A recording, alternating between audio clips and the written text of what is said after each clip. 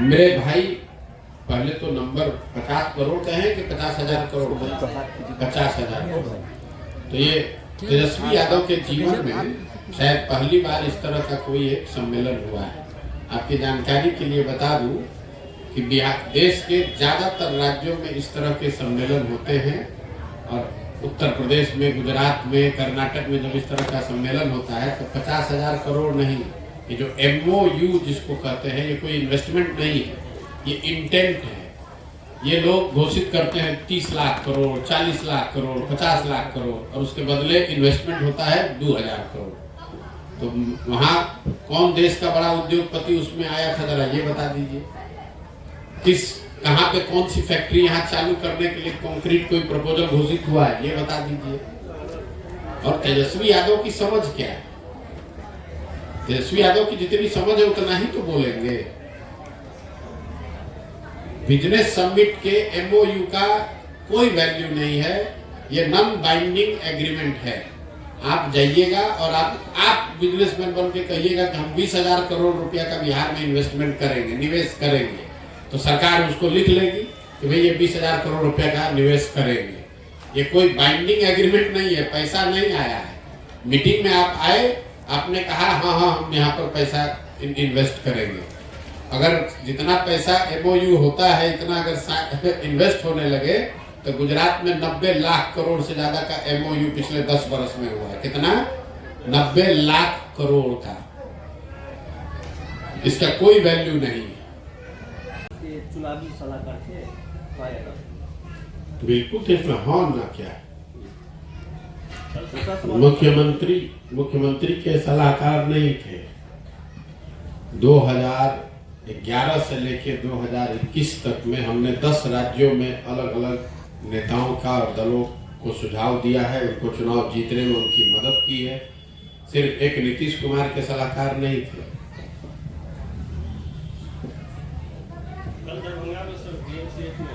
अगला क्या है?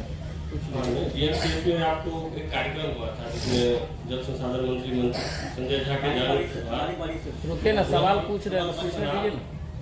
एक कुछ बात को मुझे दूसरा सवाल कीजिएगा। दूसरा मेरा है सर, आप प्रदेशवासियों को क्या संदेश देना चाहते हैं?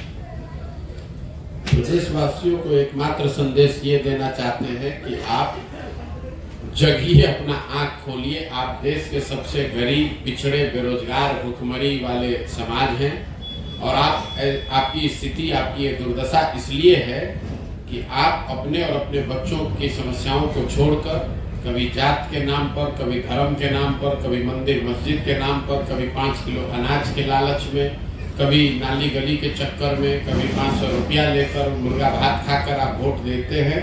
इसीलिए आपकी ये दुर्दशा है। अगर अपनी दुर्दशा सुधारनी है तो अपने और अपने बच्चों की समस्याओं पर वोट दीजिए।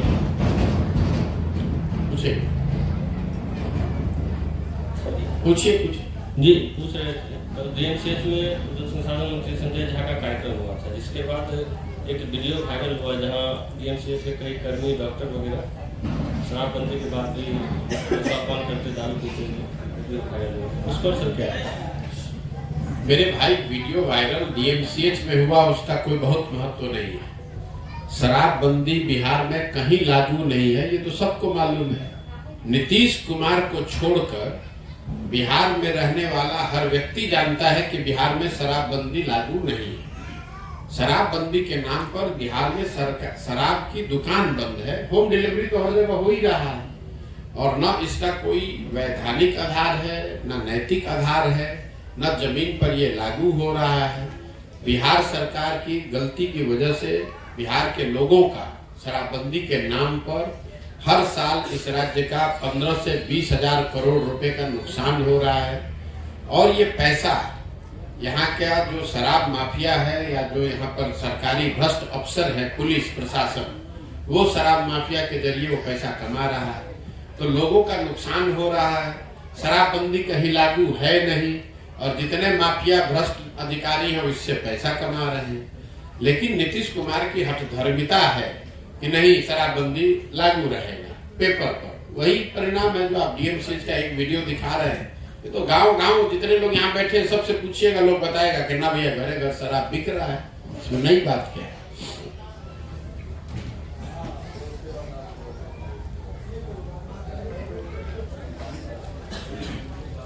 चलिए, अगर आपका कोई सवाल है तो पूछ रहे तो हमको जाने दीजिए।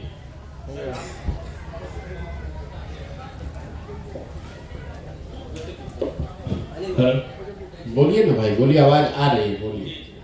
सर, आप राजनीति के सिर्फ फायदा वाले लोगों के साथ रहे हैं। राजनीति में बहुत सारे लोगों, मतलब अनुभवी लोगों जो आज सत्ता संभाले हुए हैं, सत्ताधारी लोगों के साथ भी बचे थे। तो राजनीति में परिवर्तन का जो आप ये पदयात्रा कर रहे हैं, तो उसमें आपका जो पहले का राजनीति का अनुभव है वो कैसे है?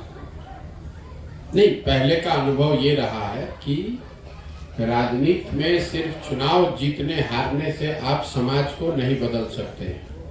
चुनाव कोई जीते कोई हारे, जब तक समाज के स्तर पर परिवर्तन नहीं होगा, समाज के स्तर पर लोगों की चेतना समझ नहीं बेहतर होगी, तब तक दलों के जीतने और हारने से आमूल चूल परिवर्तन की आशा रखना बेकार है। हमने 10 अलग अलग राज्यों में चुनाव जीते हैं, सरकारें बनवाई हैं, लेकिन इसका मतलब ये नहीं कि वहां सुधार हो जाएगा। जब यहाँ कांग्रेस की, यूपीए की दिल्ली में सरकार थी, तो भी बिहार में इतनी ही गरीबी, इतना ही बेरोजगारी, इतना ही पलायन था। आज मोदी जी का दिल्ली में सरकार है, तो भी बिहार में उतनी ही गरीबी, उतना ही भ्रष्टाचार, उतना ही पलायन है। जब 15 वर्ष लालू जी यहाँ शासन में थे, तो भी बिहार में वही हालत था। अभी 17 वर्ष 18 वर्ष से नीतीश कुमार है, तो कमोबेश स्थिति वही बनी हुई है। थोड़ा बहुत इधर उधर कुछ सुधार हो सकता है, लेकिन कमोबेश स्थिति वही है जो पहले लालू जी के राज्य में थी। 1990 में जब लालू जी मुख्यमंत्री बने, तो भी देश का सबसे गरीब राज्य बिहार था। 2004 में नीतीश कुमार जब मुख्यमंत्री बने, तो भी आप देश के सबसे गरीब और पिछड़े थे। और आज 2023 में भी देश का सबसे गरीब, सबसे पिछड़ा, सबसे ज्यादा बेरोजगारी, पलायन वाला राज्य बिहार ही है। उसमें कोई परिवर्तन तो आया नहीं। सर, तेजस्वी यादव ने स्कूल में बच्चों के सामने कहा कि हम 2 सीएम का बेटा होकर पढ़ाई नहीं की, चाहते तो जाली डिग्री ले लेते, लेकिन नहीं। अपने आप को अनपढ़ बताना, अगर इसको आप बहुत समझदारी वाली बात बताते हैं, तो अपने आप दिखाता है कि मुख्यमंत्री के लड़के होने के बावजूद अगर उन्होंने पढ़ाई नहीं की, तो ये कोई बहुत बड़ा पराक्रम का विषय नहीं है, ये तो शर्म की बात है। लोग तो कभी कभी परिस्थितिवश, आर्थिक मजबूरी में पढ़ाई नहीं कर पाते हैं, लेकिन आपके पास सारी व्यवस्था होने के बाद भी अगर आपने पढ़ाई नहीं की, तो ये 2 बातों को दिखाता है कि या तो आप पढ़ाई की महत्ता को जीवन में समझते नहीं कि पढ़ाई की कितनी बड़ी महत्ता है, या फिर आप इतने अहंकारी व्यक्ति हैं कि आपको लगता है कि हम पढ़े चाहे न पढ़े, हमें तो जीवन में जो मिलना है वो मिल ही जाएगा। तो ये तो अपने मुंह पर अपनी कीचड़ लगाने वाली बात है। अच्छा सर, हम जानना चाहेंगे आखिर जन स्वराज का ये पदयात्रा है क्या? पदयात्रा समाज में जाकर लोगों से मिलना, उनको ये बताना कि भाई तुम्हारी स्थिति किसी दल को वोट देने से सुधरने वाली नहीं है। क्योंकि अगर किसी दल को वोट देने से बिहार की स्थिति सुधरती, तो 50 वर्ष से तो लोग वोट दे ही रहे हैं। कभी कांग्रेस को दिए, भाजपा को दिए, लालू को दिए, नीतीश को दिए, अब अगर प्रशांत किशोर को दे देंगे तो उससे कैसे सुधर जाएगा? अगर किसी को वोट देने मात्र से बिहार की स्थिति सुधर जाती, तो हर 2-3 वर्ष पे वोट होता है, लोग वोट देते ही हैं, उससे तो स्थिति सुधरी नहीं। जब तक आप इस परेशानी के जड़ को नहीं समझेंगे, वोट आप किसको देते हैं, इससे ज्यादा महत्व इस बात का है कि वोट आप किस बात के लिए देते हैं। नरेंद्र मोदी को आप वोट दे रहे हैं मंदिर बनाने के लिए, तो मंदिर बन रहा है। अगर नरेंद्र मोदी को आप फैक्ट्री लगाने के लिए वोट दीजिएगा, तो फैक्ट्री भी लगेगा। लेकिन बिहार में तो आप नरेंद्र मोदी को 5 किलो अनाज के लिए वोट दे रहे हैं।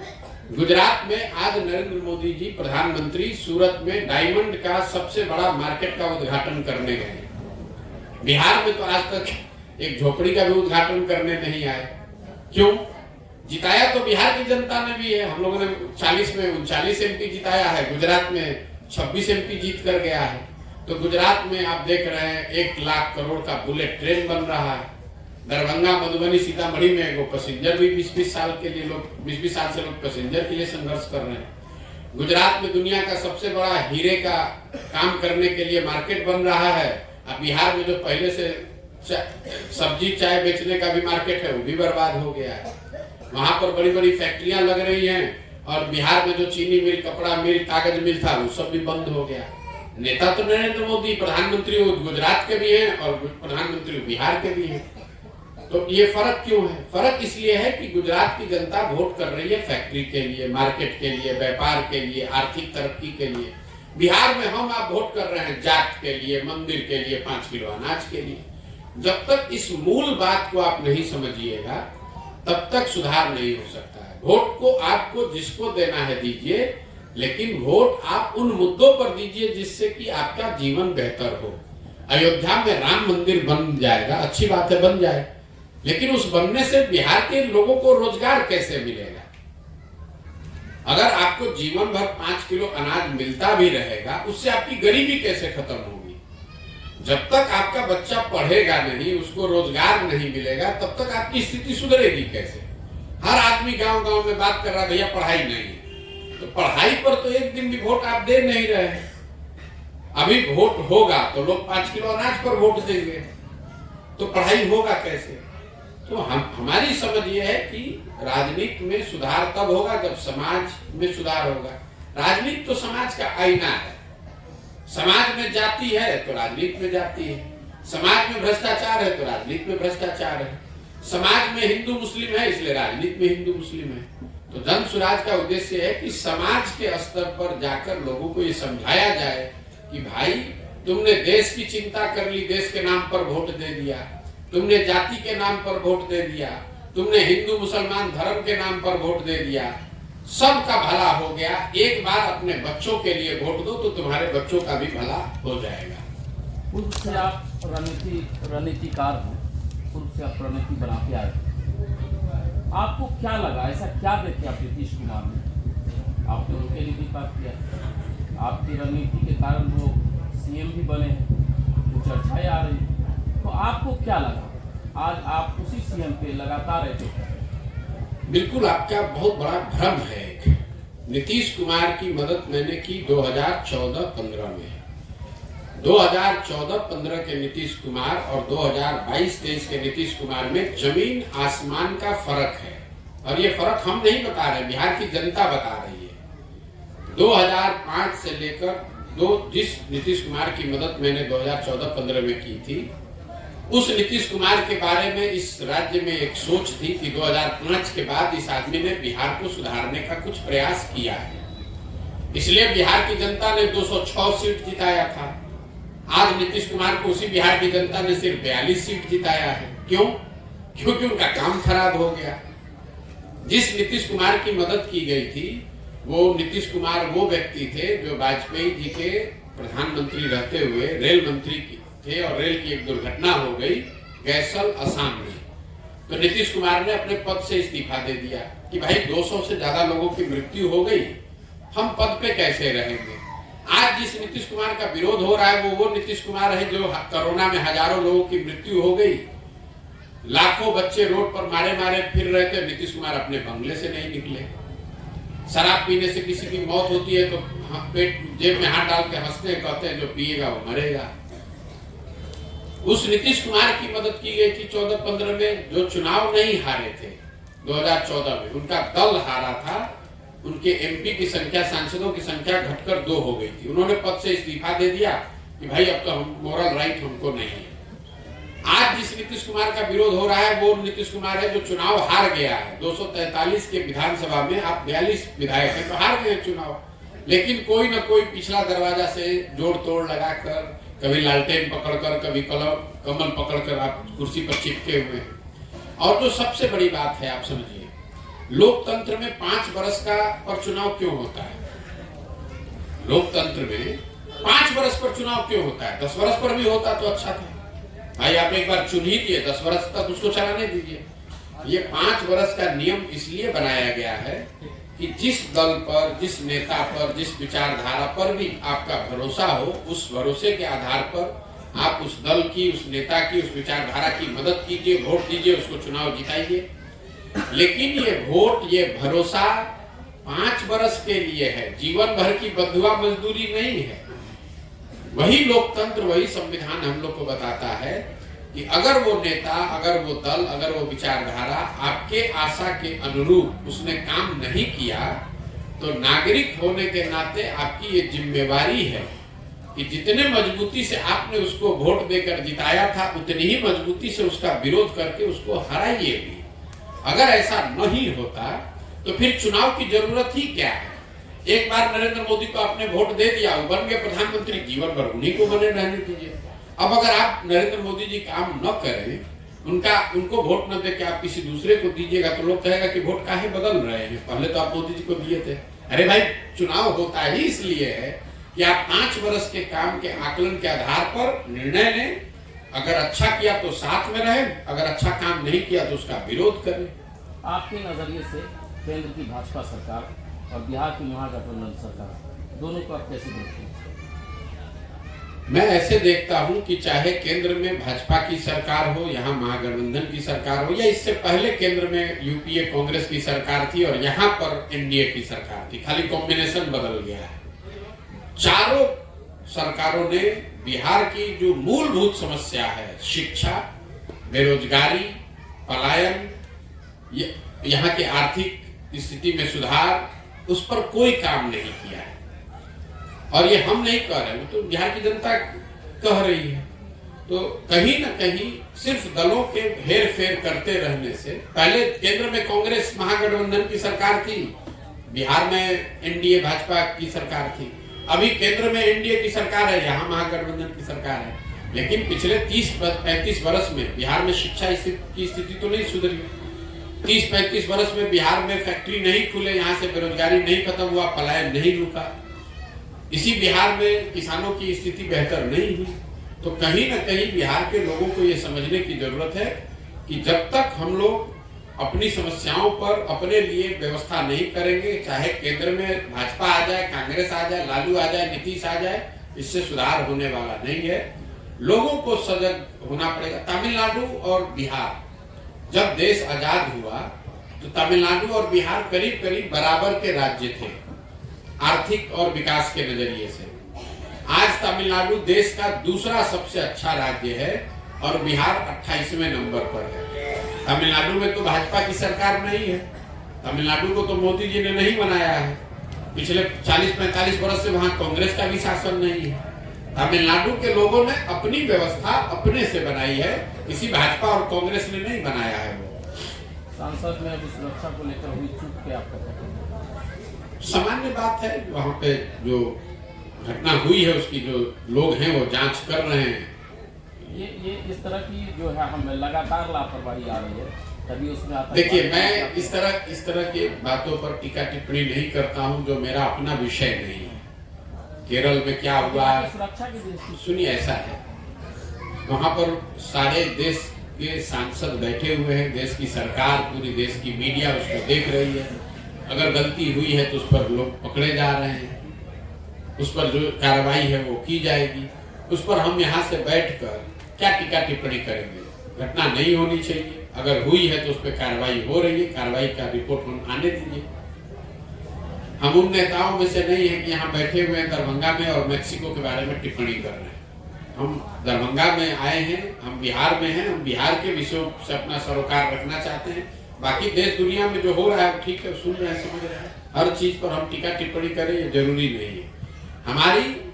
हमारा जो अभी फोकस है, हमारी जो प्राथमिकता है वो बिहार के लोग, बिहार की समस्या, इससे कैसे लोगों को निकाला जाए, कैसे लोगों को इसमें जोड़ा जाए, मेरी प्राथमिकता ये है। केरल में क्या हो रहा है, उड़ीसा में क्या हो रहा है, फिलिस्तीन में क्या हो रहा है, वो सब विषय है, महत्वपूर्ण हो सकता है, लेकिन मेरे नजरिए से सबसे महत्वपूर्ण यह है कि बिहार में स्थिति को कैसे सुधारा जाए।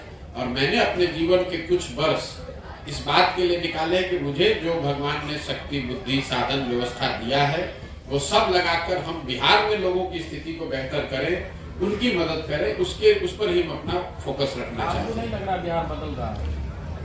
अभी बीपीएससी का एग्जाम हुआ, उसमें बहुत सारे जो है शिक्षक बने हैं, उसके बाद क्या बदल रहा है उसमें? बिहार बिजनेस कनेक्ट 2028, जिसमें विदेश के भी निवेशक आए हैं। अच्छा, आपको नहीं लग रहा बिहार? आपको अगर बदलता बात दिख रहा है तो आंकड़ों में दिखेगा कितने शिक्षकों की बहाली हो गई। बिहार में 10 लाख शिक्षक होने चाहिए, 1,25,000 शिक्षकों की सरकार ने बीपीएससी के माध्यम से बहाली की घोषणा की है। उसमें 1,25,000 में से आधा से ज्यादा शिक्षक वही है जो पहले से सरकारी शिक्षक था, वो नियोजित था, अब राजकर्मी हो गया है। तो पहले तो ये भ्रम झूठा मत फैलाइए कि 1,25,000 लोगों को नई नौकरी मिल गई। जो बाकी आधे बच गए उसमें से भी ज्यादातर लोग डोमिसाइल नीति की वजह से बिहार के बाहर के लोग हैं। और मान लीजिए कि ये शिक्षक बहाल हो भी गए तो उससे क्या आपके गांव में, यहाँ पर आपके प्रखंड में कोई विद्यालय में पढ़ाई की स्थिति सुधर गई है? वो बता दीजिए।